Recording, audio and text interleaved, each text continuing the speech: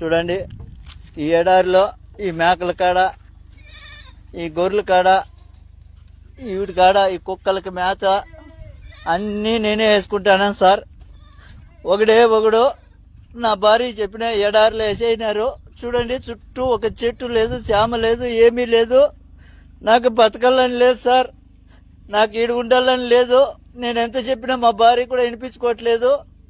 ఎవరు చెప్పినా కూడా నా మాట నమ్మడం లేదు. ఆ పావురాలకి, ఈ కుక్కలకి అన్నిటికీ మేత, మంచి చెడ్డ అన్నీ చూడాలి. ఒక్కొక్క రోజు వాళ్ళు వచ్చినారంటే నైట్ 3 అయినా నిద్ర ఉండదు, 4 అయినా నిద్ర ఉండదు సార్. కోళ్ళకి, ఇక్కడ బాతులకి, ఇట్లా కోళ్ళకి అన్నిటికీ మేత చూసుకోవాలి. చెట్లు వచ్చేసి 2 కిలోమీటర్లు ఉన్నాయి సార్. ఆవిడికి నీళ్ళు ఎత్తుకుపోయి పోయాలా, క్యాన్లతో నీళ్లు మోసుకొని పోవాలా. ఈ జనరేటర్లు ఒకటంటే ఒకటి పని చేయడం లేదు. వాళ్ళకి చెప్తే వాళ్ళు కనీసం పట్టించుకోవడం లేదు. మొన్న మోటార్ చెడిపోతే మోటార్ కూడా కనీసము రిపేర్ చేయించుకొస్తానని ఎత్తుకుపోయినాడు. ఇంతవరకు తేలేదు సార్. నీళ్ళు క్యాన్లు మోస్తానన్న రోజు ఒక మోటార్ పని చేస్తుంది, చెప్పినా కూడా వాళ్ళు చెవుల్లోకి వేసుకోవడం లేదు. చూడండి, ఈ పావురాలు, ఈ బాతులు, వీటికన్నిటికీ నీళ్లు పొద్దున్నుంచి మోయాలా, అన్నీ చేయాలి సార్. నేను ఒకటే, నా వల్ల కావడం లేదు. ఎండకి సుస్థి అయిపోతుంది. ఇక్కడ పట్టించుకునే వాళ్ళు లేరు. ఇప్పుడు ఆయన వచ్చి 3 రోజులు అవుతుంది సార్. కనీసం నువ్వు తిన్నావా సచ్చినావా అని ఫోన్ కూడా చేయడం లేదు. ఈడ నాకు ఈ పక్క పాములు, తేళ్ళు ఎక్కువ ఉన్నాయి సార్. నేను చచ్చిపోయినా కూడా అడిగేవాడు లేదు సార్. ఈడ నా పరిస్థితి ఇట్లుండాది. నాకు దయచేసి ఎవరైనా సాయం చేయండి సార్. ఈ ఎడారి నుంచి నన్ను బయట వేసేయండి, ఇంటికి వచ్చేస్తాను. ఈడున్నానంటే చచ్చిపోతాను సార్. ఇంక 2 రోజులు ఉంటే చచ్చిపోతాను. నా వల్ల కావడం లేదు సార్. చూడండి, చుట్టుకారము ఒక చెట్టు లేదు, చేమ లేదు, ఒక మనిషి మాట్లాడేవాడు కూడా లేడు సార్. ఈడ నాకు కనీసం మాట్లాడిచ్చేవాడు లేడు.